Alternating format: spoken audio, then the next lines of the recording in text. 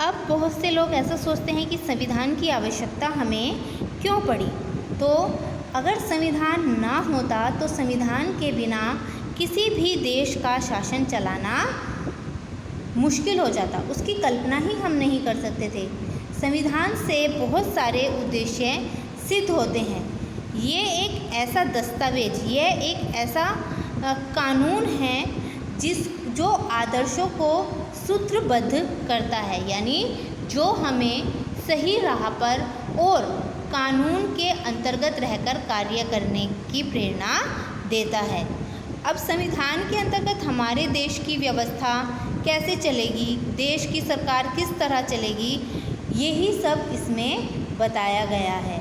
संविधान हमारे देश लोकशाही शासन व्यवस्था में हम अपने नेताओं का चयन करते हैं, लेकिन वो नेता भी अगर संविधान में कुछ कानून ना लगाए जाएं तो वो भी अपने कार्य को सही तरीके से नहीं करेंगे। इसीलिए संविधान में कुछ नियम ऐसे बनाए गए हैं जो उन नेताओं पर भी नियंत्रण रख सकते हैं कि उन्हें सिर्फ अपनी सीमा में रहकर ही कार्य करना है। ठीक है, अब नेक्स्ट है भारत के संविधान की मुख्य विशेषताएं। भारत के संविधान की मुख्य विशेषताएं क्या हैं? भारत के जो संविधान है उसकी विशेषता है लोकशाही शासन पद्धति। लोकशाही क्या होता है? लोकशाही पहले राजतंत्र होता था जिसमें एक राजा के अंडर में रहकर एक राजा होता था और पूरी प्रजा की देखरेख करता था। लेकिन लोकशाही डेमोक्रेसी में ऐसा है कि जनता द्वारा चुने गए किसी एक सदस्य को, किसी एक नागरिक को नेता के रूप में चुना जाता है और फिर वही नेता देश को चलाता है। ये होता है लोकशाही। हमारे देश में 5 वर्ष में सामान्य चुनाव होता है।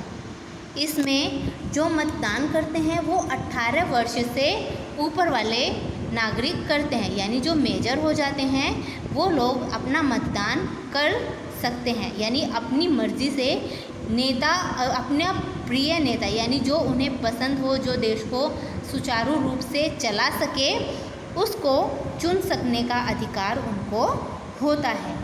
तो लोकशाही में क्या होता है कि हम अपनी मर्जी से अपने देश को चलाने के लिए किसी ऐसे सदस्य को चुनते हैं जो भारत देश को अच्छे से चला सके। अब देश का कोई भी नागरिक चुनाव लड़ सकता है, क्योंकि उसको अधिकार है, संविधान में उसको ये अधिकार दिया गया है कि कोई भी व्यक्ति, चाहे वो स्त्री हो, पुरुष हो, गरीब हो, अमीर हो, किसी भी धर्म या जाति का हो, गरीब हो या कोई ठेला चलाने वाला ही क्यों ना हो, उसको जो चुनाव होता है वो लड़ने का पूरा अधिकार होता है।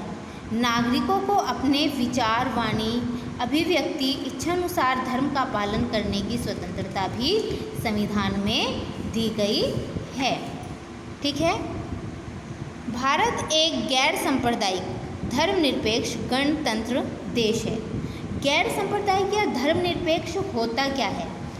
गैर सांप्रदायिक या धर्मनिरपेक्ष होता है कि किसी भी धर्म के प्रति हम भेदभाव ना करें। धर्मनिरपेक्षता का मतलब यही होता है सभी धर्मों के प्रति समभाव रखना, यानी सभी धर्मों को मान देना, सम्मान देना, यही धर्मनिरपेक्षता का उद्देश्य होता है। और हमारा भारत देश धर्मनिरपेक्ष देश है। गैर सांप्रदायिक यानी देश का शासन किसी संप्रदाय या धर्म की मान्यता के आधार पर न चलना। हम ऐसा नहीं कह सकते कि ये मुस्लिम है तो ये चुनाव नहीं लड़ सकेगा, ये हिंदू है तो ये चुनाव नहीं लड़ सकेगा। सबको समान अधिकार है चुनाव लड़ने का, अपने विचारों को रखने का, अपनी वाणी को रखने का दूसरों के सामने। तो सबको समान अधिकार है। कोई भी नागरिक अपने धर्म का पालन करने, मान्यता रखने और उसका प्रचार करने की स्वतंत्रता रखता है। अब जो मुस्लिम लोग होते हैं वो अपने धर्म का प्रचार करते हैं, जो हिंदू लोग होते हैं वो अपने धर्म का प्रचार करते हैं, क्योंकि संविधान में उन्हें यह मान्यता दी गई है कि वो अपने धर्मों का प्रचार कर सकें। ठीक है बच्चों, तो कल हम इसी लेसन को आगे कंटिन्यू रखेंगे। आज का जो तुम्हारा गृह कार्य है, होमवर्क है, वो है ये संविधान अर्थात क्या, यानी संविधान क्या होता है और संविधान को बनने में कितना समय लगा। संविधान सभा के मुख्य नेताओं के नाम लिखो। ओके, तो आप सबको ये सब गृह कार्य करना है। Thank you.